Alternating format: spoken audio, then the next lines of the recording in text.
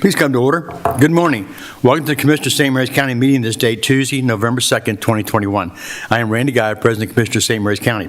I'd like to introduce the other commissioners. Sitting to my right, representing the 1st Commissioner District, which includes Ridge, Piney Point, St. George's Island, Mr. Eric Colvin. Good morning. Representing the 2nd Commissioner District, which includes Leonardtown, Hollywood, Mr. Mike Hewitt. Good morning. Sitting to my left, representing the 3rd Commissioner District, which includes Charlotte Hall, 7th District, Golden Beach, and Mechanicsville, Mr. John O'Connor. Good morning. Representing the 4th Commissioner District, which includes Lexington Park, some of California, Great Mills, and some of Hollywood, Mr. Todd Morgan. Dr. Rebecca Bridget, our County Administrator, is sitting at the table to my left. Good morning. Elisa Cassis, our Communications Director, is sitting at the table to my right. Good morning. Amy Carter, our media producer, is behind the glass. Please turn your cell phones off or on vibrate. When you come to the presenter's table, please approach by coming down the center aisle. And remember, this meeting is being televised, so you need to speak clearly and directly into the microphone for recording purposes. So look good. At this time, we'll have invocation and pledge by Commissioner O'Connor. Please stand.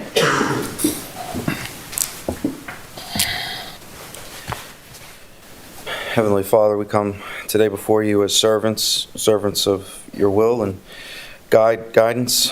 We pray that we can do the work that you set before us and that the people have set before us, and that we do it humbly, with integrity, and that when we stray, you guide us back to that line that we need to hold so tight. We appreciate everything that you do for us and the people that we surround ourselves with. In Jesus' name we pray. Amen. Amen.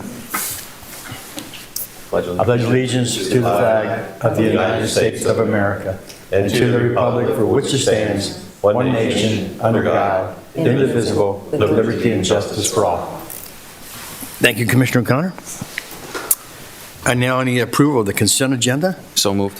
Second. I have a first, second, all in favor? Aye. Any opposed? Ayes have it. Okay, we were going to have accommodation for Mr. Johnson, who's retiring, but we have decided to move it forward. I think he has some kind of family medical thing. Anyway, that'll be moved, and the date is not set yet, but we'll let you know as soon as possible. Right now we have a proclamation for Family Court Awareness Month.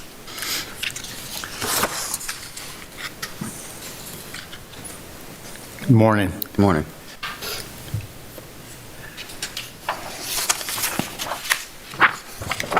You, Ms. Andy Kenny? Yes. Hey, thank you for being here today. Thank you for having me. Okay. All right. Whereas the mission at One Mom's Battle and the Family Court Awareness Month Committee is to increase awareness of the importance of a family court system that prioritizes child safety and acts in the best interests of children. And whereas the mission at the FCAMC is to increase awareness of the importance of education and training on domestic violence, childhood trauma, and post-separation abuse for all professionals working within the family court system. And whereas the mission at the FCAMC is to educate judges and other family court professionals on the empirical data and research that is currently available. Such research is a critical component to making decisions that are truly in the best interest of children. The research includes the Adverse Childhood Experience Study, Saunders Study, the Meyer Study, Child Study Outcomes in Case Involving Abuse Allegations, and the Santa Clara Law Study, confronting the challenge of high conflict personality in family court. And whereas the mission of the FCAMC is fueled by the desire for awareness and change in the family court system while honoring the 800-plus children who have been murdered by separating or divorcing parents. Now, therefore, be it proclaimed that we, the Commissioners of St. Mary's County, do hereby declare November 2021 as Family Court Awareness Month and commend its observance to all citizens.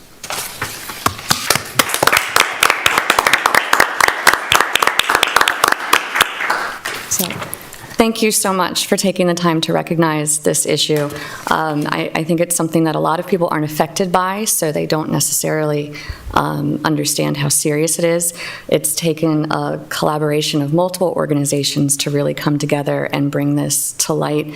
But the Center of Judicial Excellence has documented 810 instances where a child was murdered in the midst of a divorce by one of the parents. 111 of those have been clearly identified as fully preventable because the safe parent had filed for an order of protection, which was denied by the court. My own experience in family court was right here in St. Mary's County. It spanned 4 years. In 2017, I discovered that my husband was abusing our oldest daughter.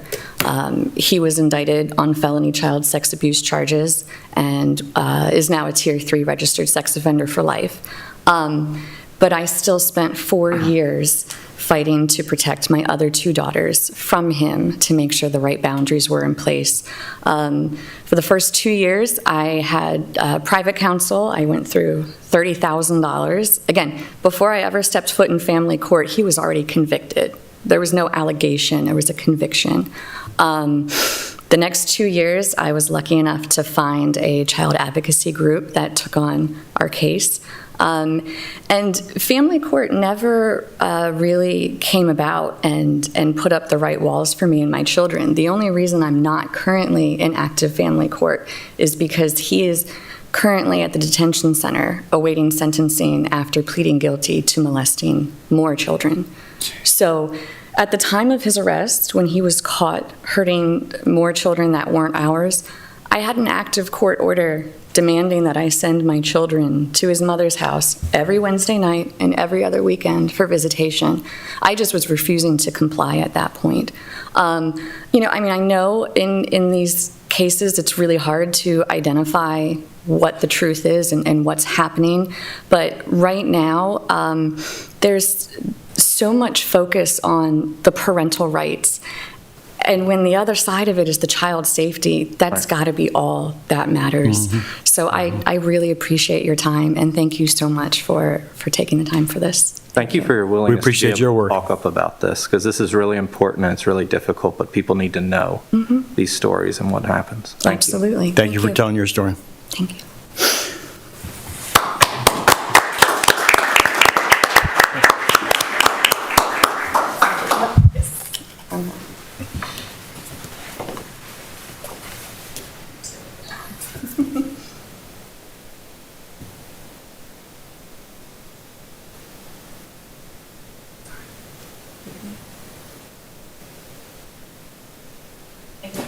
Thank you.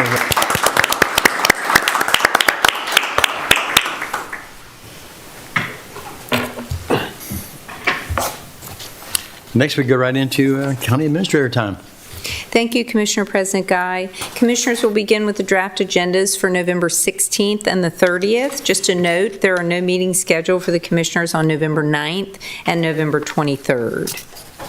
So for November 16th, as I mentioned earlier, you have your recognition for the Citizens Academy participants.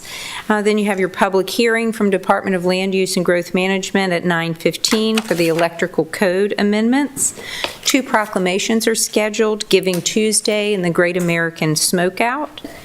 You also have a request for public hearing from the Department of Land Use and Growth Management on the alcohol beverage production ordinance. St. Mary's County Board of Health is scheduled for an update. Also a memorial ceremony for Dale Smith. Your closed session that afternoon includes litigation, real property, and legal advice. On November 30th, you have your joint meeting with the Board of Education, and that is scheduled to be an in-person meeting in this meeting room. Also that morning with your business meeting, you have the decision on the electrical code amendments regarding the Department of Land Use and Growth Management request, and then you have a closed session to review personnel. For this morning's business meeting, item B is from the Sheriff's Office, the DOJ Edward J. Byrne Memorial Justice Assistance Grant Program for FFY 2021 Local Solicitation Award. And I believe Lottie Bell, Fiscal Manager, and Major American from the Sheriff's Office are presenting this morning. Good morning. Good morning, Commissioners and Dr. Bridget. Good morning. Morning. Morning. In July, we presented the related grant application for this recurring formula-based funding opportunity. As indicated in the application, the funding would be used towards the purchase of a utility task vehicle to be used by the Corrections Division in conducting perimeter safety and security checks. The Department of Justice has approved the grant application as submitted. Although there is no required match for the grant, additional county funding is needed to cover the full purchase price of the UTV. A budget amendment is included to increase the grant funding by $313 and to realign $5,600 from the Corrections Division's accounts to cover the full cost. Your approval of the related grant award and budget document is requested. I move to approve the FFY 2021 Edward Byrne Memorial Justice Grant JAG Program Local Solicitation Award Project US 2236 from the U.S. Department of Justice in the amount of $17,075, excluding county funding, to go toward the purchase of a utility task wheel for the Sheriff's Office Corrections Division, and authorize the Commissioner President to sign any related or subsequent documents and Sheriff's Office staff to accept and submit electronically. Second. I have a first and second. All in favor? Aye. Any disapprovals? Ayes have it. Thank you, Commissioner. Thank you for your time. Page Rick, it's always a pleasure to see your smiling face. Good seeing you too. As long as it's smiling. Thank you, Commissioners. Item C is from the Department of Recreation and Parks with the American Rescue Plan Act for Child Care Stabilization Fund Grant Award. Mr. Shepard presenting this morning. Good morning. Good morning. Morning, Thank Mr. you. Shepard. Good morning. Through the American Rescue Plan Act, the Maryland State Department of Education has allocated funding to us in the amount of $152,500 for our 4 school-age programs. And in that, where we're going to look to, we spoke before with our school-age programs, to utilize that money for our hourly staff to recruit and retain those, to provide education and training for them, to keep them with their what's needed to be staff in an accredited building, some additional supplies and materials, and as well as laptops and tablets at our different sites and centers so that those can be upgraded there in the schools where we perform our after-school programming. So I'm looking forward to you approving the receipt of this grant funding. I move to approve and accept the Child Care Stabilization Fund Grant Award from the Maryland State Department of Education in the amount of $152,500, and authorize Commissioner President to sign any related documents. Second. I have a first and second. All in favor? Aye. Any disapprovals? Ayes have it. Thank you. Thank you, Mr. Shepard, for that ceremony yesterday. Great job with Benjamin Hans. Long afternoon.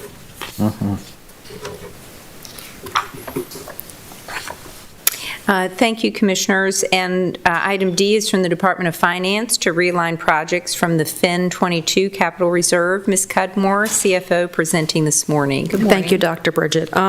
Commissioners, we're back. I know we were here on the 19th of October realigning some projects. We're back.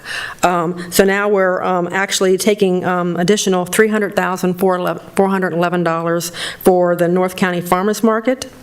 And we're also separating out the DCIP grant crosswalk for the retrofit, actually creating a separate project, which is a recommendation from the grantor. So this will actually be decreasing the FIN 22 reserve by the $300,411. And after, should you approve the BAs, this will then bring our FIN 22 reserve to $1.9 million.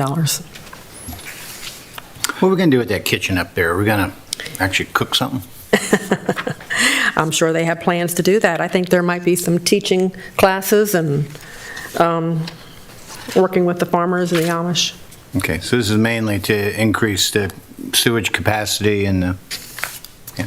How are we making out with the issues they're talking about with electrical components and not being able to move forward? Well, is Mr. Dietrich here? I think a lot of that has to do with supply. Supply chain issues The rest of again? us, what we're all going through. I think it was forecasting like the first November. Has that been moved? Thanks for the question. It's on our mind. Needless to say, we still don't have a guaranteed shipping date for that. They say the end of this week, but we don't have a date yet. So as soon as we know, I'm going to get that word to Dr. Bridget so that we can reschedule the ribbon cutting and so forth, get it on a date that isn't going to move. I was up in that area yesterday, and it looks great. I mean, it looks like it's ready to go. So frustrating. Yeah, if you go in the equipment room, you just see all these wires kind of with nowhere to go, hanging out of the wall. But Is there some kind of a special electrical connection box of some kind? no, there's breakers just a and whatever? nationwide shortage of breakers, believe it or not. And a lot of these are ground faults and so forth, so it makes it more complicated. But even, we have the base for the panel is mounted to the wall, but we can't get the guts Oh, so it's for the it. ground fault, yeah. Correct. I had that same problem, believe it or not. Waited 3 months and couldn't get it. I finally had to order it online from Amazon, of all places, and found 220-amp ground fault circuit breakers, Pacific kind. I could not find them locally anywhere. Yeah. Yeah, okay. Well, the ships are holding up all these things that, most of them aren't made in the United States. So I all don't the doubt- ships no, that no. are at These port. aren't, they weren't made in, they were made in China. Yeah, the same thing with all the vehicles getting held up because of a computer chip. I mean, it's ridiculous. Unbelievable. So no forecasted time on that yet. We just still don't know. Wow. Okay. Well, check Amazon. Hopefully on Friday you'll be able to confirm that we have a firm shipping date, and a lot of these things seem to come from Wisconsin, and there were materials coming from Wisconsin that kind of held up the District 3 Sheriff's Headquarters too. But that all got settled out, and I'm confident that we'll get there, and hopefully still in early December. Good. I was at a Mennonite viewing yesterday for a prominent Mennonite who Yes. passed away. And the point was, many of those people love to see that thing open up so they can get in those stalls and get their produce and apples and squash and other stuff that they've got ready to go.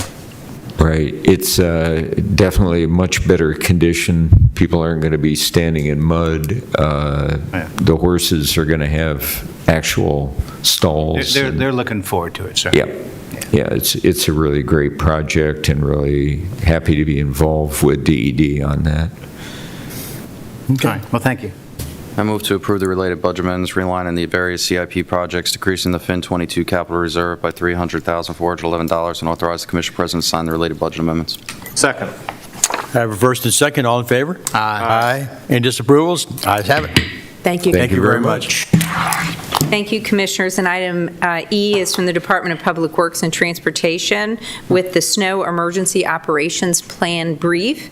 And I believe Rick Tarr, manager, is going to join Mr. Diedrich for the presentation. And this is informational only, Commissioners. Mr. Farr, how you doing?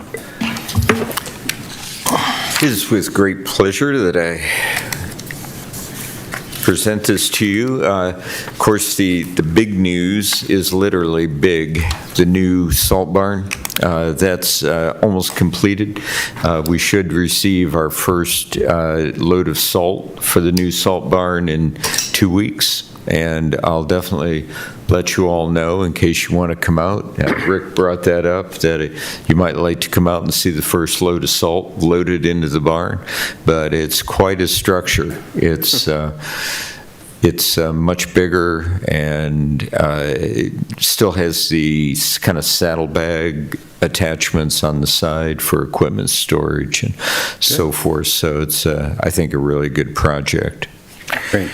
So I'm going to turn the presentation over to Mr. Tarr, who will walk through the PowerPoint, along with really the only really major update is that salt barn.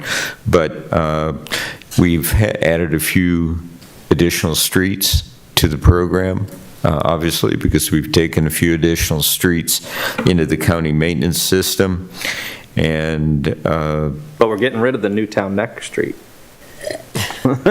on it, I think that's probably going to, given what Rick and I heard in that meeting with DNR, it's probably going to take about 2 years before it works its way through the bureaucracy up there. It kind of bounces Are you saying back. Annapolis is slow at getting things done? Don't commit. Don't commit. But we're also trying to pick up Camp Cosmo, and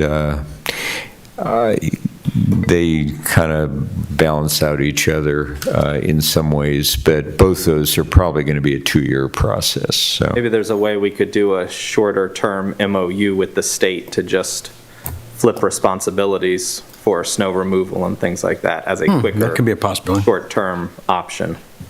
Something we can talk about with the state. yeah, great idea. Okay, next slide, please. So the overview, we'll go through, these are all the different items we're going to go through quickly, but it ties into the program that Dr. Bridget put in place of our 5 o'clock in the morning and 5:15 in the morning conference calls. It's adapted well to inclement weather in general.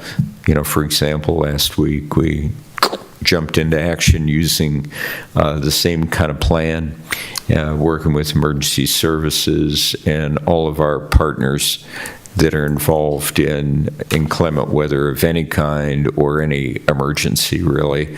It relates even to the Calvert Cliffs nuclear plant, Calvex, and the alert drills and so forth. So next slide. Rick, can you tell us a little bit about how we actually get into the process with the readiness and alert phase? Well, with today's technology, we're all attuned to the weather between our cell phones, iPads, desktop computers, the television, the internet, you name it. So anytime there's a weather alert that comes forth, you know, we're all on pins and needles, especially the first one of the year.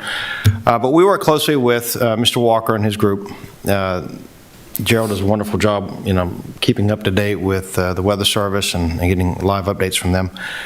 And once emergency services kind of puts out the alert that we've got some winter weather expected, we're almost tied at the hip for the weather event. I'll run up and listen to the weather briefings with Gerald and his staff. Mr. Dietrich will come along as well. And then based on that, we start assessing where we need to be at the county level in our snow weather response. It could be a minor storm, a major storm, and we'll go into all these in this briefing. And at the end of the day, you know, we're better prepared to deal with it and to get through the storm in a timely and efficient manner. Next slide, please. As I mentioned, with the weather conference calls, you know, there's other triggers that take place within county government. Dr. Bridget and her checklist as well, we'll start talking internally. Maryland State Police, they may issue a snow emergency plan, put that into effect. And with your approval last year, with identifying priority roads, you know, we've done the same thing. We have all of our priority 1 routes now identified as snow emergency routes. So as soon as the state police issue the snow emergency plan, we'll do the same at the county level. And authorizes the local law enforcement, state police, to deal with parked or abandoned vehicles on the side of the road in those priority 1 salt routes. So, sorry. Why do we wait for an outside or a state agency to make the decision locally for that? Just, it's in tune, and they're pretty proactive, one to begin with. I know State MEMA's level. usually, like MEMA's making the decision up there when they push it down, right? Yeah, they push it down, and the state, they consult, the state police consults with SHA, and then from there, state police make their decision. Oh, I got you. So SHA is involved as well? Oh, yes. Okay. Oh, yes. All right. So it's not just the law agency, it's No. MDOT and everybody that's MDOT, involved in that. SHA, the MEMA, all of them. Very good. Yep. Very good. Thank you. Yeah, the conference calls that Rick and I go over to emergency services to participate in really cover the whole state and with all the people that could possibly be involved, and pretty comprehensive. And so the idea is to totally sync up the efforts. So, and it works, I think. And I think that, I wanted to get on with your presentation, but I think it's important that people understand that, because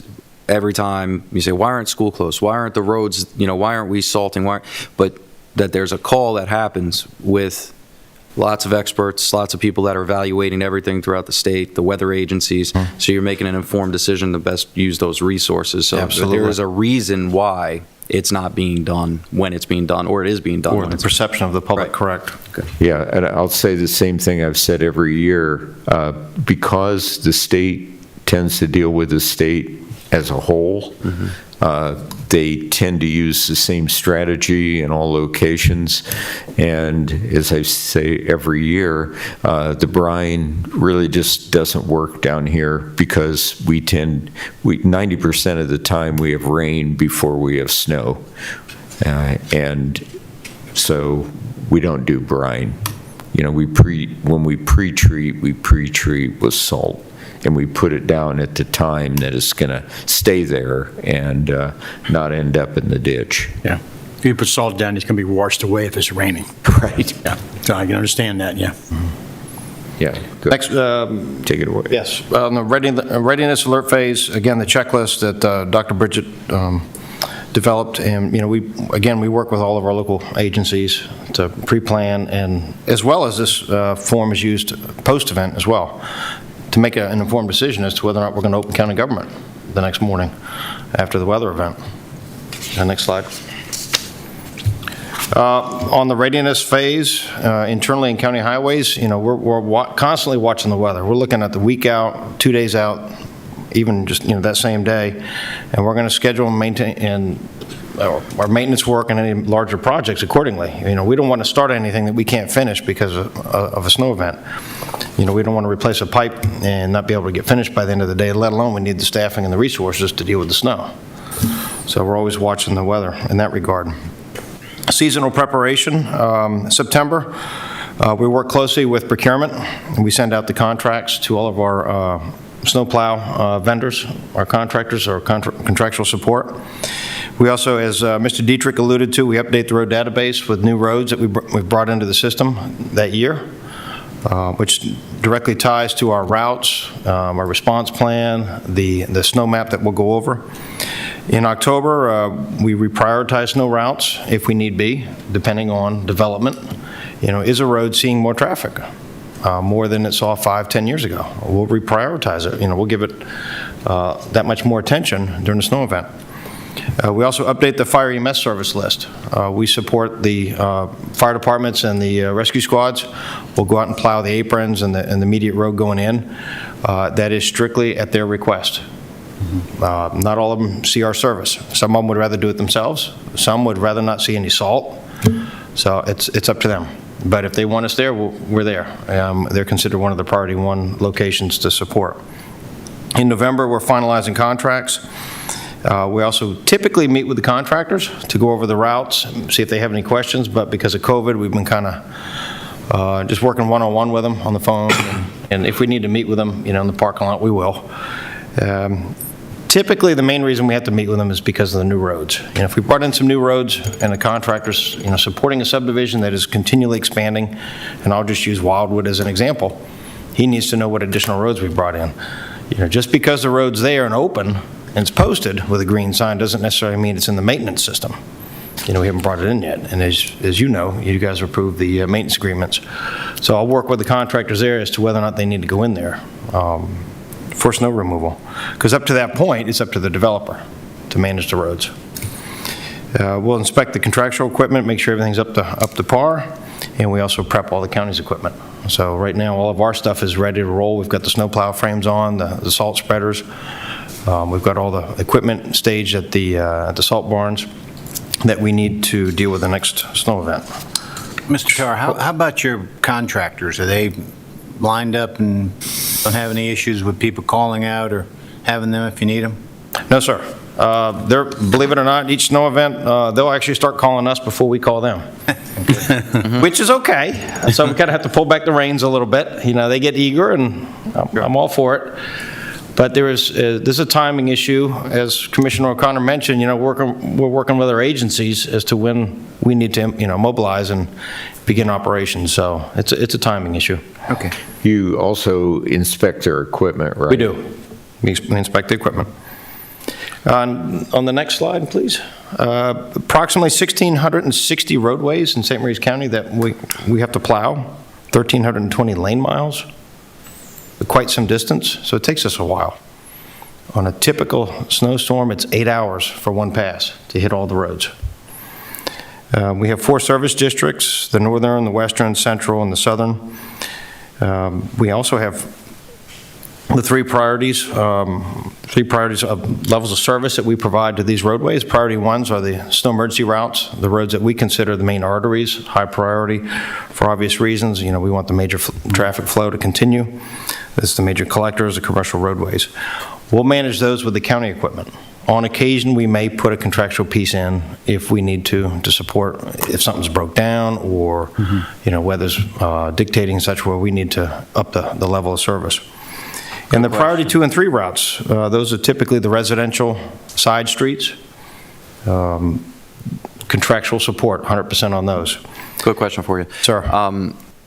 With us having emergency medical services servicing out of the campus here, and then as well as the bunker in Leonardtown, are they added to the priority list to ensure they have a clear route out? And how do we work with Leonardtown to ensure that there is a clear route out from the bunker for the paramedic vehicles? Courthouse Drive is already on our priority 1 route list, so the county trucks are rotating through there on a continuous basis. The main road here in the complex is also a priority 1 route, so we have trucks coming through here. And on a semi-minor storm, we'll also put a backhoe up here with a snowplow on it, and he just runs around all the time making sure everything's open. Good. The sheriff's department, the courthouse, you name it, the governmental center. So it is a high priority. Yep. Okay. Right, and our building services people immediately deploy when snow is happening for the 911 center and the Patuxent building to the sheriff's office, so that works pretty well. Good. One thing that's key here, you see the priority 1 and priority 2, 3 routes. When we mobilize everything. When we start on the priority 1 salt routes, we call it the contractors at the same time. We're not staged, we're not doing concurrent operations. We start on the residential streets at the same time we start with the main roads. And the goal is, we finish at the same time, life can go on. We want schools to open back up, we want people to get back to work, we want county government to open back up again. So we don't want to be saddled with, you know, dealing with the main roads and then another day or two trying to deal with the snow-packed, ice-covered side streets. Dealing with everything all at once. And I think it is key in our recovery phase to getting back to normal. Good idea. Operations phase, we'll run 24 hours a day until the snow event's over with and we've got everything cleaned up. It's not to say we won't park the trucks for a couple hours, let the guys get some rest, but the main office is open and we're dealing with things until it's over with. We'll start plowing and treating the roads when we get about 2 inches of snow on the road. You know, as Mr. Dietrich alluded to, we don't pre-treat the roads with brine. We strictly use rock salt in our normal operations, and we'll wait till the snow piles up a little bit, salt the roads, let the salt work its way down through the snow onto the asphalt, let it start doing its thing, melting, and create that nice brine layer so that when the plows come back through, it plows right off. And then we'll resalt immediately, and we'll just keep doing that during the duration of the event. Level of deployment, it may be uniform in the county. It could be, you know, across the board, the same level of effort on every street, or depending on the forecast, if the northern end of the county is predicted to see, you know, 4 to 6 inches of snow, and the southern end just maybe some rain and sleet, we'll move most everything up north. So there is no assigned route per se. We'll move things as needed. And what's helpful with that is the contractual support. They're in tune to that, and they don't mind, and they'll go wherever they're told. Once they're on the clock, they'll say, I'm here, let's go, and they'll do it.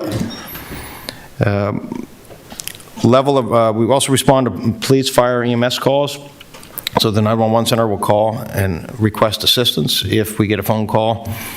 Let's say, you know, an ambulance has to report to a private residence, which is down a private road. It may not have been plowed at all because it's a private road. We'll go in before, plow the road for them, we'll wait, and then we'll open the road back up on our way out. Same thing with any kind of fire calls or police calls. Also on the operations side, if blizzard conditions persist, high winds, we'll suspend operations. Only because, you know, drifting, it may become a problem. You know, you can't fight a snow drift all night long. You got other roads to deal with. But more importantly, the safety factor. You know, if the wind's blowing and you've got a dry, powdery snow, snowplow operators can't see. So you just got to shut things down. You know, when you're out all night dealing with this, it's mesmerizing in the snow, especially when you're in that truck. And you just got to stop and let the wind die down a little bit so you can see what you're doing. It's a safety factor. Level 1 and 2 minor storm events. Level 1's less than 2 inches. We may only call out our county trucks and a few contractual support. And the only thing we may touch are the priority 1 salt routes. That's all it requires. And then we'll go through the side streets and just check on them. Level 2, another minor storm, 2 to 4 inches. We'll call out everything. But that storm event, you know, we're usually done within 24 hours. It's a easy one. We like those. By the time you start and you finish, we're done.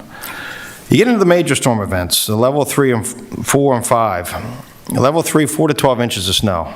It's starting to pile up. We've got everything out, and we're just going nonstop until we're done. Level 4, again, we've got everything out. We may only conduct plowing operations. We may not salt at all because of the sheer volume of snow that's coming down, and we don't want to waste the salt. And you're talking that kind of snow, most folks are probably going to be staying at home, and the roads are going to be snowpacked. You can get around on snowpacked roads, but we want to make sure that they're still passable. So we may go into plow-only operations. Level 5, 18 inches plus. When it gets to that point, we may only focus on the level 1 roads, priority 1 roads for a while, because we want to make sure that the main arteries remain open. We may hold off on the side streets for a couple hours, because again, we may have to pull all the equipment out of the side streets and put them on the main roads. So we'll do that if we need to. And then as conditions become better, we'll go back into the side streets. So it's always each storm is different. Everything's in flux, each storm event, and how we respond. As far as communication, County Government, the IT, they have a banner at the top of the main website, the same one where you can find the road closures and so forth. In this case, they'll put out weather alerts for the snowstorm. In 2013, we implemented the service area map. We use this for 2 reasons, and this map is available to the public to view how we are responding to the storm. Have we made 1 pass, 2 passes, 5 passes down their road? It just gives them an idea where we stand with the snow response. This map is excellent. People love it. It always gets good response. So thank you for staying up to date with that. Thank you. The other component with that, just as they see what's going on with the storm, we use it internally to see where we are. You know, is there an area that's kind of lagging behind now? You know, does an area need additional support? Have they received more snow? Did a piece of equipment break down and we're not aware of it, or it's causing problems? And then we can use that to redeploy equipment to get caught up. Channel 95 has plenty of updates. You can also call the county government main line at 475-4200 extension 4911 for updates. And then emergency services, they have that reverse 911, also the text messaging capabilities. Next slide. So on the contractual support, again, we have upwards of 46 contractors, plus or minus. It varies from year to year. Also 100 pieces of equipment scattered about the county. And when you think about 1,300 lane miles divided by 115, you're talking 10 miles per piece of equipment. That's a lot of roadway for 1 piece to keep up with, but we do well. We do well with it. The contractual support, and I want to give kudos to the Construction and Inspections Division in our department. Without them, the contractual side, would be very difficult to manage if it was just us within county highways. They manage the contractors in the snow response. They're out in the field, checking the roads, working with the contractors, making sure they're staying on top of everything. And they monitor all the hourly timesheets for the contractors and also the invoicing.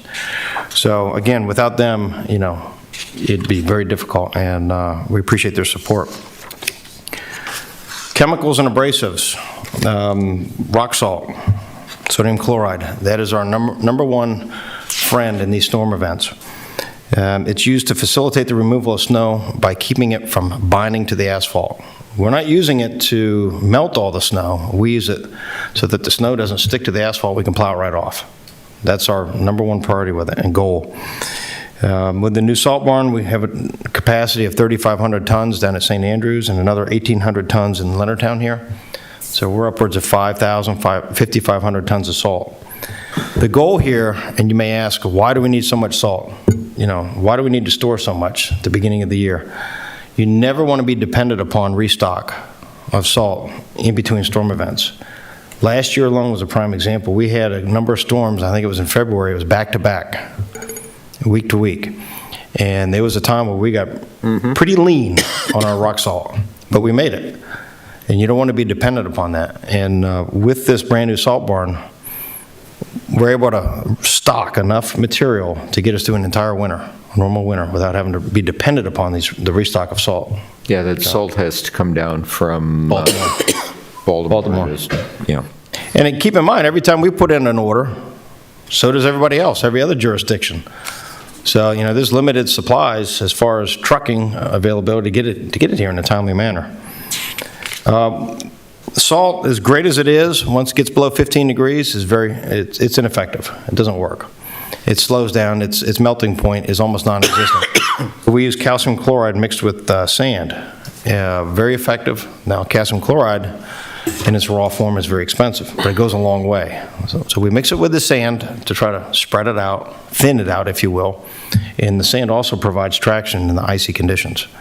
And we use that for, you know, hills, our box culverts, you know, areas that freeze before the normal roadway does.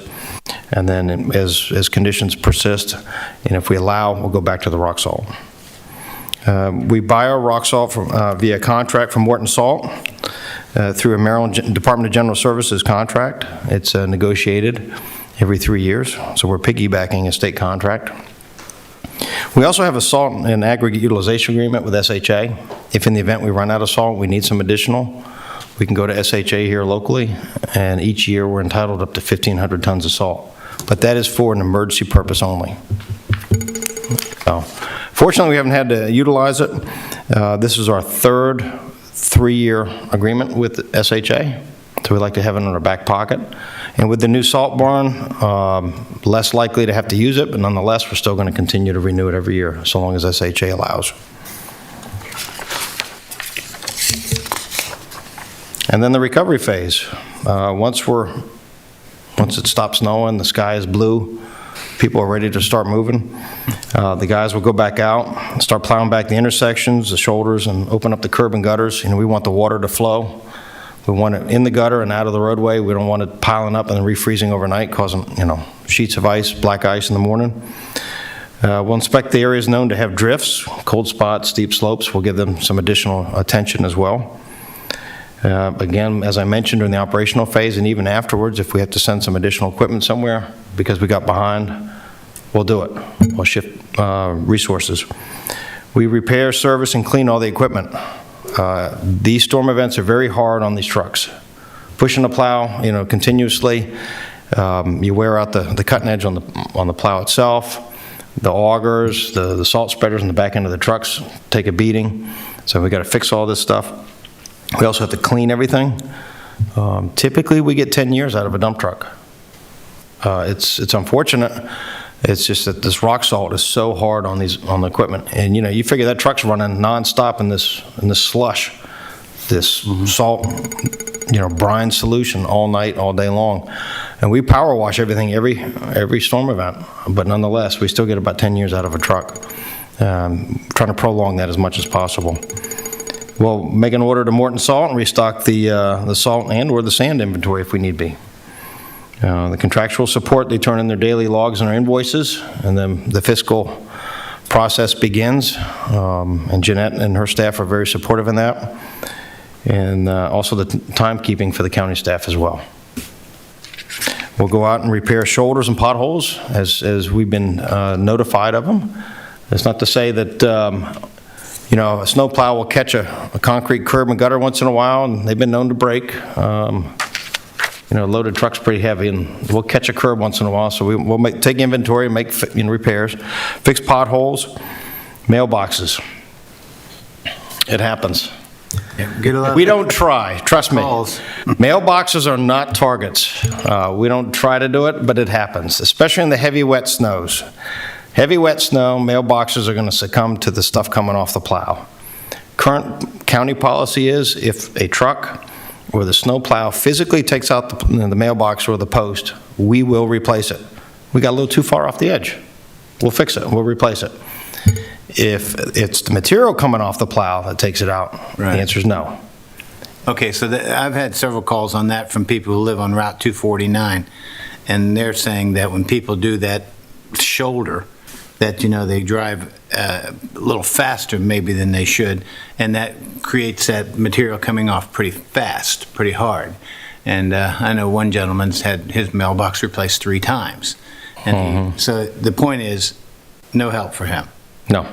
Well, Now, we do encourage residents where they've had mailboxes taken out in the past. If you see a weather event coming, more than likely the Postal Service isn't going to be delivering the mail the next day. Remove the post. You know, you can always take it out of the ground. There are sleeves that you can put in the ground to remove the post and the mailbox right out of the ground, and then go back out the next day and put it back up. And 249 is a state. state The state road, it's a state road. And the other thing too, with that, you know, with state roads, they're wider. Sometimes with the sidewalk involved, they'll want to go through and speed up the truck a little bit to get it over the shoulder, over the sidewalk, so not mounding it up in the curb and gutter. So you'll see the material flying a little bit further. So you're saying 249 is done by the state, we don't do that? Correct. Okay. Well, the same thing holds true on Great Mills Road, particularly with the sidewalk problem. Yes. Where the state highway comes down the road as fast as they can, they blow it up, goes over the curb, lands on the sidewalk, and the citizens have nowhere to walk except back in the street. That was one of the reasons why we implemented why the board implemented the ordinance back in 2015, you know, to clear it up within 72 hours. That's in this note. Any citations for that? No, sir. Thank God. Citations. So again, mailboxes, it is not one of our, you know, we don't try. We apologize for it. It's not something we strive for, but it's going to happen. And again, we encourage folks to take them up if you can. You know, put a sleeve in the ground and just take the whole thing up. Okay. The sidewalks, as Commissioner Morgan mentioned, in 2015, an ordinance was put forth by the board. Within 72 hours of the end of precipitation, the sidewalks must be cleared. And no, we have not issued any citations. Doing a good job of it. And also, we reassess the snow routes and the assigned equipment after each event. We kind of sit back and do a self-critique. We ask ourselves, how much snow fell, where did it fall, what type of weather event did we have? Do we need to change anything? Do we need to, you know, provide additional equipment to a certain area? Or, you know, do we need as much equipment in this particular area? Let's reassign it somewhere else to be more effective. And with that, if there's any questions, Mr. Tarr? Dietrich and I. You know the question? What's your prediction? With the brand-new salt barn, an additional 2,000 tons of salt capacity, I'd like to say we won't use it. Yeah, that's like washing. Just because we have it, I don't want to use it. weather service forecast yet? No, I've been proven wrong before. It's nothing against the Farmer's Almanac, but I don't know. Oh, no. You wash your car, it rains. Yeah. New salt barn, it's going to snow. It's going to snow. But the quick question I have is, what is the mechanism for citizens to call if they feel their street was missed? So there's actually two mechanisms. They can call the 4911 extension or turn in a 311. And we'll get to it right away. You know, we're alerted to the 311 24/7. And if you feel that your street's been missed, you know, let us know. Again, go back to the service map. You know, just because the color has changed to indicate that, you know, it was serviced, it may not look like it, but it has. It's just in the beginning of a lot of snowstorms, a truck will come through, and they may not plow off the snow right away. He may be running through simply dropping salt and leaving the snow so that you can start to create that nice brine layer. And he will be back in a number of hours, he or she, in a number of hours to plow it off. It is receptive, and I wanted to make sure people knew, because I was leaving for work, my wife was leaving for work, and the street wasn't done, and I said, okay, maybe they haven't got out here yet. And then I went out to one road and said, no, it's done. Nope. Next one. Wait, the next I one. remember that incident. Next one. And I'm I like, remember that incident. I'm like, I think they might have missed the street. But when I say receptive, fast, the neighbors were very, very happy at how fast a truck got out there, and I think there was a few other streets back up the road. It was a route issue. Right. I'll just leave it at that. And everybody there was like, oh, wow, okay, great, perfect. In that case, we redeployed quite a bit of material, equipment to get there in a timely manner. Sir. A quick comment and then 2 questions. Comment, Mennonite said yesterday, acorns have been really big and plentiful. And also that the persimmons have been really healthy this year, indicator of a bad winter. Climate change. Maybe I can turn around and talk to Ms. Cudmore and give her a heads up on the financial side. I'm just trying to... I'm scared to look at her reaction right now if she's in the room. Rick, maybe we ought to Now, tell add me- that, I can see her smiling. 57-page snow and ice control plan. I'll leave the forecasting up to the Size of experts. acorns and Okay. persimmons. Tell me this, when you have these storms, these big storms, you still see people out there with vehicles. I don't know where they're going. Maybe they need food. I don't know. You still see vehicles out that shouldn't be out there. What's our policy on a vehicle that's stuck in a major roadway, or what's the state policy if they're stuck in a major roadway with a car that can't get through the snow? So first and foremost, we encourage everybody to stay home during the weather event, please. 1, it's dangerous for yourself and everybody else in the motoring public. 2, it makes it very difficult for us to clear the roads in a timely manner. That's number 1. Number 2, with the new ordinance that was passed last year, by declaring the priority 1 salt routes, no emergency routes, if a car is abandoned or parked on the side of the road, law enforcement has the authority to have it towed via the ordinance. If they're stuck on the side of the road, simply call 911, and I'm sure law enforcement will come out and then make arrangements to try to get a tow truck out there to get them out of there, to pull them out of the ditch. Will they be wherever. ticketed? I wouldn't think they'd be ticketed if they simply slid off the road or intentionally parked the car. I mean, unintentionally, parked the car. If there was an emergency reason, I don't think they're going to give them a ticket. If they simply slid it off the road because of weather-related, they'd give them a hand. Okay, so they should But- call 911. Call if they're stuck. 911. Okay. Other question is, the salt that you put down, if you put down a lot of it, is it reasonable to think it impacts the streams and impacts the environment? So we try to use enough, typically 600 to 800 pounds per mile when we're clearing the roads. It's enough to keep that salt, to keep the snow from binding to the roadway. The industry standard is that 600 to 800 pounds per mile. It lessens the impact to the environment. We don't want to waste it because of financial reasons too. We don't want to waste it only to find its way to the freshwater streams. Right. So we're using just enough via the industry standard to clear the roads, and that's it. So that's our goal. Is there an impact? It's something the MDE watches all the time. I'm notified of snow operations, continually.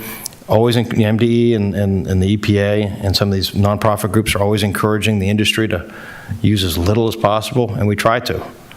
But at the same token, we still have a need to clear the roads so that, the motoring public can be assured that the safe passage. Okay. So we try to use them as sparingly as possible? We do. Okay, good. Thank you. I just want to make a point of clarity between the two. It was mentioned that, will you be ticketed if you slide off the road or something like that? When there's 2 separate situations here. If you're just driving down the road, it's not a snow emergency, haven't said keep your vehicles off the road except for essential personnel, no, that's Right. not. But if it's a snow emergency, it's a priority route, you're driving, you get stuck, there is the possibility you can receive a state citation for failing to follow the emergency order and operating your vehicle when you're not supposed to. Your car will probably be towed away. And your car can be towed away. So Duly noted. the two separate issues. So I don't want people to see the understand. meeting and think, I gotcha. oh, no, it's no big deal. But there's 2 separate situations. So Okay. Duly noted. Thank you, sir. Any other questions, Commissioners? No. Information and very, very well done. Thank you, Mr. Tarr. Thank you, Yes, sir. Mr. Dietrich. Yep. And hopefully we'll have a minimal event I hope so. this year. And you folks are welcome to come down during the inaugural unloading. Mr. Dietrich will stay in contact with you. Come down and inspect the facility. You walk in right now and it's nothing but an echo. Right, And you're just in awe of the size, but there's a need for it and there's a reason. Good, good. I do want to come down there and see that. I'm all about throwing a little salt. Absolutely. When's the first load due in? You don't know yet? The week of the 15th. Week of the 15th? I'm waiting for Okay. construction to stop, and then once construction is finished, then I'll put the order in, and then I'll wait to hear from the vendor. 15 November. Okay. Yes, sir. We need to get some material in there ASAP. Just, rest assured, we have about 2,000 tons here in Leonardtown. So we have enough for a couple weather events, but nonetheless, I still want to get it stocked for the winter. Good, thank you. Yes, sir. All right, thank you very much. Thank you, sir. Thank you, gentlemen. And commissioners, we do have a added county administrator item for the state of emergency over the weekend, so give me a minute.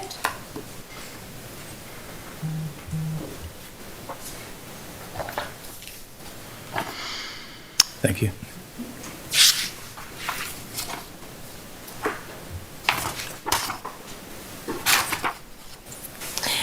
So, Commissioners, as you know, on October 29th, the National Weather Service issued a coastal flood warning and a high wind warning. Governor Hogan issued a state of emergency on October 29th for 30 days for the Maryland shorelines, so the Chesapeake Bay, Potomac River, and Atlantic coast, which of course includes St. Mary's County.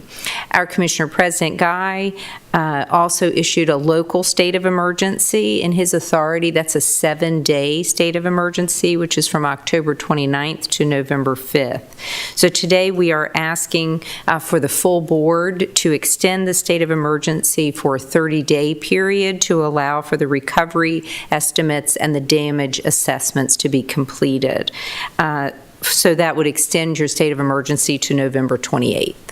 I move to approve the local state of emergency extension to November 28, 2021 concerning adverse effects of coastal flooding and authorize Commissioner President Guy to sign related documents. Second. I have a first and second. All in favor? Aye. Any opposed? Ayes have it. Thank you, Commissioners, and this completes County Administrator time. Mr. President, I have one thing I'd like to bring up, please. Sure. I think the last couple of weeks we've been listening to the issue of the Maryland settlement on the opioid issue. And I think many of you know that the county commissioners have been actively involved in pursuing litigation from the very beginning. We're one of 4 or 5 counties in the state that has been part of the class action suit. You also probably realized a couple of weeks ago, Attorney General Frosch came back with his proposal that Maryland decided to get into the litigation at this point in time and has offered up an 85-15 split, with the state taking 85%, the county getting 15%. And there's a bunch of nuances in the proposal that have to be agreed to by all the counties in the state. Well, that'll happen, I don't have the finished idea. But one of the caveats in the Attorney General's proposal is that you'll get your 15%, and there's a bunch of other mathematical formulas that go with it, but then it will all become grant funded. And it'll be up to the state to decide for those counties with less than 240,000 citizens whether you're going to be eligible to get the grants. So much like the tobacco settlement of many, many years ago, St. Mary's, Culvert, and Charles were the most drastically affected in the tobacco settlement. And when the tobacco settlement finally took place, the money somehow went up the road to the big counties, and the counties who were most affected sort of got part of the short end of the stick. In the opioid settlement, every county in the state has been significantly affected by this tragedy. But still, the state's going back and saying, we can manage the money better than you guys can, even though you've been affected. So what I'm leading to in this is part of the grant project is you have to have active projects that are prepared to be ready to receive money from the opioid settlement. One of the things that the board here has been discussing for some time is using the ARPA funds to build a hub facility in Lexington Park on Great Mills Road at the old bank, in the old First National Bank, I think it was. And we've sort of deferred that along the way. What I'm proposing today to the board is to proceed with using the ARPA funds to begin the construction of the hub, because if the hub isn't built, then the state can come back when it comes time to applying for grants and says you're not prepared. So looking down the road, I'm asking for concurrence from the board to use our ARPA funds to begin the hub construction project. And I know there's going to have to be some computations done by Ms. Cudmore and her staff with $22 and $23, but I'm really afraid the state, if they get their way, is going to take the money, and we're not prepared to receive our settlement funds because our grant and our facilities aren't in place yet. So my proposal is, I know that we had looked at our ARPA funds before for construction of the hub. We sort of not made a decision yet, so my suggestion this morning is to proceed with the ARPA funds to build the hub at the facility on Great Mills Road. You know how much you're talking about? It's a 2. It's $2,371,000 is her request. 2.4. 371,000, $2,371,000? Yes, And what's the name of it, the Behavioral Health Hub? yes. Yeah, I think after the events last week in the county, there's no more fitting time for us to allocate money to behavioral health and supporting it, so I support your idea here. I think I've been on the calls with Attorney General Frosch too, and I understand what you're saying, and this is a good thing for our county, and so I support this. well then, so I'll formalize it for you, Commissioner Morgan. I make a motion to allocate $2,371,000 of American Rescue Plan funding for the construction for the Behavioral Health Hub for the St. Mary's County Health Department to be located in Lexington Park, Great Mills. I'll second it. One thing, is this for construction of, or this for A&E or whatever? Or we already have all that done? This was her total project request for the Okay. renovations to that building.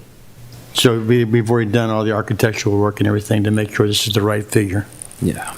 And so I assume, Commissioner Guy, that she has done that work because they're partially in the building now, but Understand. she needs the fit out. Okay. So we need to know from her, definitely from them, whoever's doing all this construction work, exactly the amount. So we're proposing $2,371,000 now, and it could be plus or minus. We're fulfilling her request. That's her total That's request. her request, okay. Sir. And I'll make an amendment to my motion. If Commissioner Morgan says not to exceed $2,371,000 Without our concurrence. without our concurrence. Okay. I have a first and second on a motion for, use the ARPA fund for a hub construction in Lexington Park. Do we have the motion written down? Yes, sir. Okay. Okay. I tried to speak slow this time because I know Ms. It was Ferris great. got to me You last got time. it? Okay. Yes. Everyone understand the motion? Okay, I have a first and second. All in favor? Aye. Aye.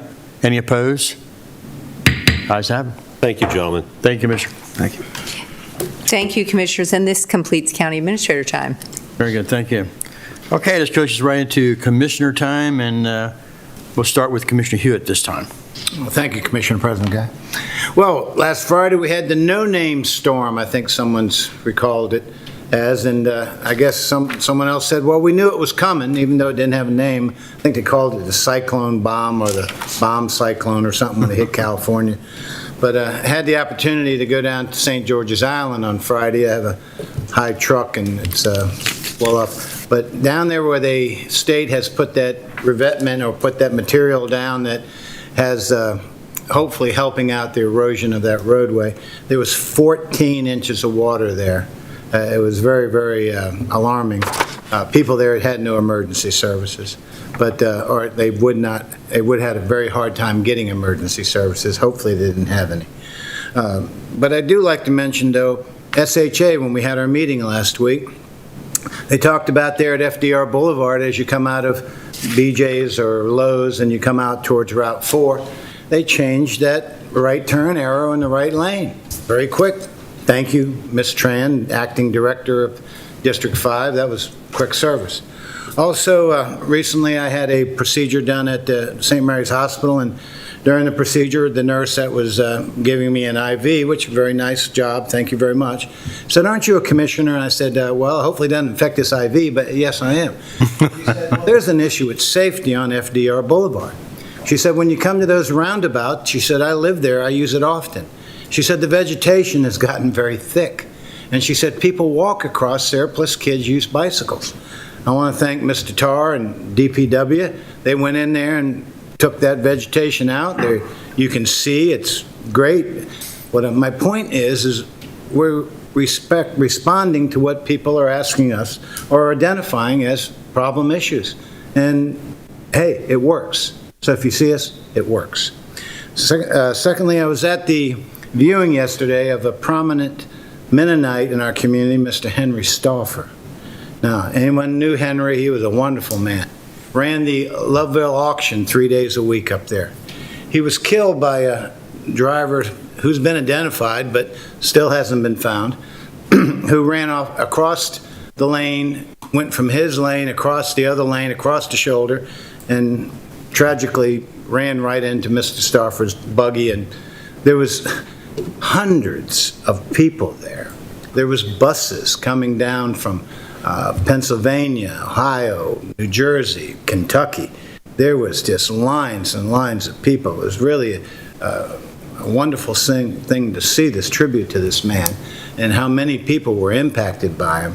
I was there, obviously. I've been helping the Mennonite community with their church in Loveville, and I've helped some other buggy shops and different people get permits or help with the permitting process. But the point is the Loveville area is very prominent for Mennonites. And it's part of our culture. It's part of the rural character that we enjoy as St. Mary's County residents. And one thing to keep in mind, as I was explained yesterday, and I think I've known, is there's often a, what's the term? It's hard to understand who's Mennonite and who's Amish. And, well, the Mennonites, as you'll know, always shave. They have the new order and the old order. The old order doesn't use electricity, doesn't drive. They'll take rides. I gave several of them a ride in my truck. The new order does use electricity. They do drive. So it's a difference. But the Amish are totally different. Once they get married, they don't shave, and they grow beards. Now, neither sect really votes. They'll say it's not forbidden, but neither ones really do. They talk to being part of the kingdom of God, not the kingdom of man.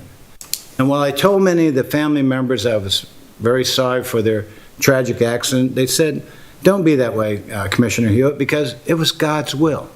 You know, he left the house late that day, and he was killed in that accident, but that was God's will.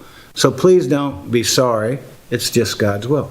It's a very interesting philosophy, and honestly, it makes St. Mary's County that much richer of a place to live.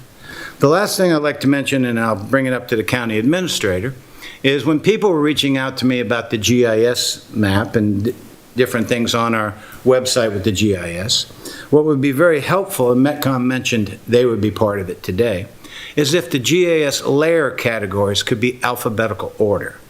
They tend to go all over, and if you're looking for something, a map or something, you don't know exactly where to find it, and there's so many layers, which thank God we have so many layers.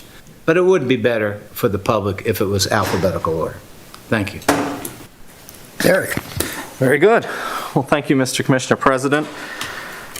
When I got married, I tried not shaving, but my wife didn't let that go for too long, so I still have to trim and shave. I'm wearing a mask this week. I was last week. I have an immune-compromised family member visiting, so that's what she asked, and so we're honoring that request. I have not been exposed to COVID that I know of.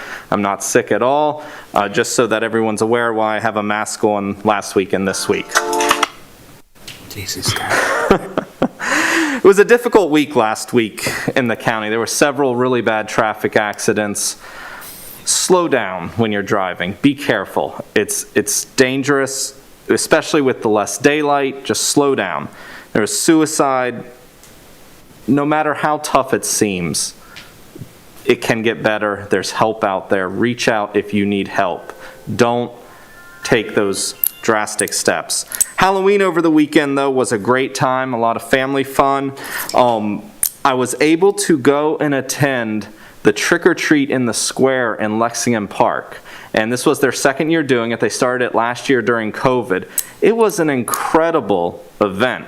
Last year, I think they had roughly 10 businesses out there supporting.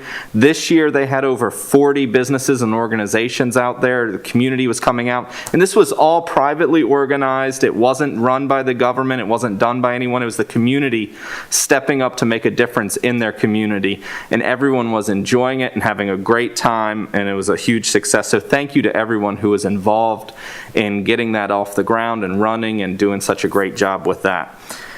Yesterday, Commissioner President Guy and Commissioner Morgan and I were able to attend the Benjamin Hance Memorial unveiling. Benjamin Hance was an African-American back in the 1800s who was lynched in St. Mary's County. He's the only documented case of a lynching in St. Mary's County, and there is a new memorial placard that's put up next to the old jail museum in Leonardtown. Go out and check it out. Go see it. The event yesterday, I want to give a huge thank you to Recreation and Parks Museum Division, Karen Stone. She did a great job organizing that event, publicizing that event, and running it. And then our county attorney, Dave Weiskopf, I want to give him a shout out for his remarks during it. He did a wonderful job. And Dr. Tawanda Jordan from St. Mary's College was the keynote speaker. She did an excellent job too. It was a very interesting presentation and a very, very good ceremony, a lot of community involvement. Finally, don't forget, change your clocks this weekend. I don't like it, but we have to do it, so change your clocks, don't forget. Thank you. You got it. Thank you, sir. My thoughts, prayers, and any resources we can help with the Leonardtown community in their loss of a student. It's never easy to deal with suicide. It's very prevalent, and that's why, beyond more things with the opioids, I believe that the decision by Commissioner Morgan to bring that up about the Behavioral Health Hub is extremely important for our community. I think this is 2 times in 1 year we had a situation where we have kids that are taking their own lives. So, and those are the ones that have been publicized. Those are the ones that we know about. Believe me, there are plenty more where our crisis workers are trying to work with them, and there's just not enough. So I think this was very timely, very much needed, and it's going to be a great resource to the health department in our community. Traffic fatalities. If you look around, every time you turn around, there's another traffic fatality in the county. It doesn't seem like we go 30 days at times, and maybe more, don't hold me to that, where we don't have a severe traffic accident or a fatality surrounding that. It's driving, it's roadway construction, it's roadway engineering, it's enforcement, it's behavior, it's driver's behavior. There's lots of tools that are available to go ahead and curb driver behavior, I'm hoping that we can find other mechanisms to slow people down and have them pay more attention while they're operating. Now, mind you, the situations where people are operating motor vehicles intoxicated, that's something that law enforcement has dealt with for a very long time, and they're still having to deal with that. And I bring up the Stoffers, and Elam, one of the family members. Our family's been going to his tax shop for years, and this definitely hit their community very hard. So today, if anybody that's out in the community that is watching, please, stay clear of Loveville Road if you can. The family is going to be paying their respects. Loveville Road will be shut down. So just try and stay clear, make it easy on the family, make it easy on the community as you go through. Several booth-throughs in the county.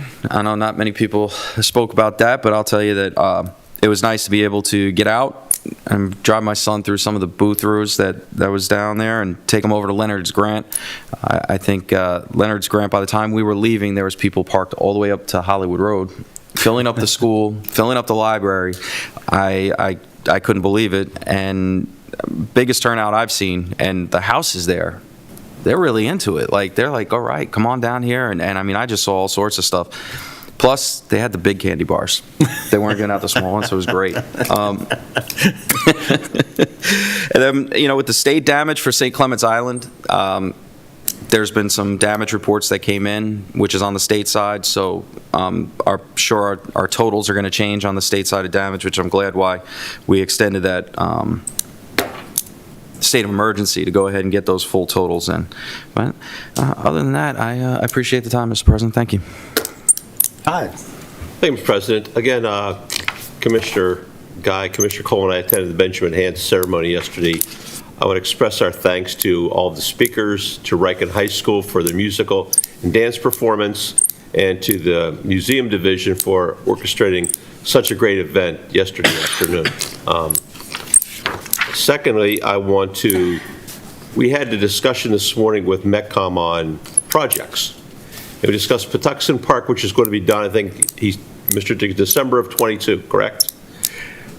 For date purposes. 21. 21, okay, Yeah. 21. So that one project will get done while I'm in office. That project started just as I got elected in 2009, was the very first phase. So we started in 10, we'll finish it in 21, so one project done. Thank you, everybody. I'm being facetious because a lot of other stuff's gotten done too, but this is a major project in Lexington Park for revitalization, fixing the road, the water, and the sewer lines, etc. But harping back on the traffic issue, as everyone knows, I have a personal issue in this with how people drive in St. Mary's County and what happens and tragedy that befalls families. Mr. Stauffer sadly died as a result of being hit by a person in a truck who has yet to be found.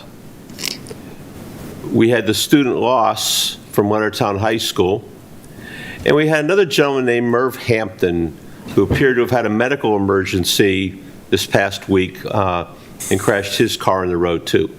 So the common denominator is someone is dead. The other common denominator, it happens from all different circumstances. So as the other commissioners have pointed out, traffic safety is important. And it'd be really nice if people start paying attention, slowing down, and a little bit more courteous of others. And I get a lot of comments about 235, because we see it and witness it every day. There's a lot of new comments coming up about Route 5, particularly through the Upper Great Mills area, Callaway area, where we're going to have two schools, Little Flower and King's Christian Academy. There'll be another church opening up there, and then we're going to have a dollar store and a 7-Eleven all convening in one place with very little, if any, traffic curves whatsoever. So when I think about the parents coming out of Little Flower, and I think about the buses coming out of Little Flower in King's Christian Academy, we have a serious problem up there with people who want to go up the hill as fast as they can and then zip up north. So please be careful of all this stuff, and we will be talking to State Highway about this to talk about what we can do to, ensure the safety, particularly the parents and the students coming out of those schools. And with that, I just want to say thank you very much, and don't forget to turn those clocks back this weekend, because we can always use an extra hour of sleep. Thank you, Commissioner Morgan. Thank all you commissioners. I'm very brief. Everybody said everything. I think the Benjamin Hans thing was very important to understand the injustice that was done back in that time, and we've dedicated a plaque to that injustice. And so everybody who visits the old jail museum will see that and understand some of the injustice, and we recognize that. And hopefully things will get better in our life as we go through. Also, I went through the booth-through at Joe St. Clair's barn. Man put out a hell of a show. That's all I can say about it. And it was very interesting to drive through and see all the work that he and his family and volunteers put into it. And so it's great that we got people like this in our community that works hard to do that. And a shout out also to him and his group in taking care of St. Clements 100, the St. George's Island. It's not St. Clements Island. And they did have some damage out there, like Commissioner O'Connor said, and hopefully that'll be incorporated. I think they're being inspected, or he's trying to get inspected today, so we'll see what happens, but they definitely had big damage to their, it turned out being their handicap ramp as well as the ramp that supplies a barge type thing to get equipment on and off the island. So it's going to be an important, probably a large amount of money to deal with that, no doubt about it. Of course, it's a state project more than anything else. We just approved almost $2.4 million for funding to get this hub put up in Lexington Park. It is vital. There's no doubt that not only physical, but mental health also issues haunt a lot of us. And we need to make sure that people have a place to go, or at least be aware of what they can do before they make some very bad decisions in their life. So I'm all for some kind of health hub to do this. Mr. Stauffer, I didn't know him very well. I knew his brother, I think it's Dave, who has the engine shop up there. I think it's his brother. And it's very interesting how these people use their own funding within the community to take care of themselves. They don't depend on the government whatsoever. Because I remember several months ago, as I was taking one of my lawnmowers up to get Dave to fix it, I asked him if the stimulus money did him any good, and he said no. I said, why not? And he said, I wrote cancel on the check and send it back. We don't use government help. That's true. So it's very interesting how they do this, and it's admirable, but I would hope that they would use it, but they don't. They definitely are a tight community, set within themselves, and they take care of themselves. But the man who was lost up there was a very vital part of their community, and plus not only our community, but statewide in the produce auction and the distribution up that area. So I'm very sorry about this happening, but hopefully things will get better. We got to start paying attention. And I'll say one thing to people driving. I still see a lot of this. I know these phones are great to have in life, but please stay off of them when you're driving. If you got to be on it, pull off the side of the road like I do. If the call is that urgent, and do what you got to do. But don't be driving using this. I still see it too much, and I think we need to stop doing that. I think it's just too much interference with our life here. So with that said, I'd like to let everybody know that we have our budget work session today, the first one. We go into about a 7-month period of figuring out our next budget, and with the 5 of us sitting here, we're going to have pros and cons on this. Some people will like something we say, some will not. So, but at the end, we have to come up with a good budget by the end of the year here. Not the end of this year, but by May of next year. It's a 7-month process, so we'll all work together to get a good budget to support the people of our county. With that all said, I will entertain a motion to go into closed session. We'll take about a 5-minute break before we go into it. I'll tell you, my motto for this budget work session is let's go Brandon, all day long. I love it. I make a motion to enter into executive session for the purpose of discussing personnel. Second. Have a first and second. All in favor? Aye. Aye. Take a 5-minute break.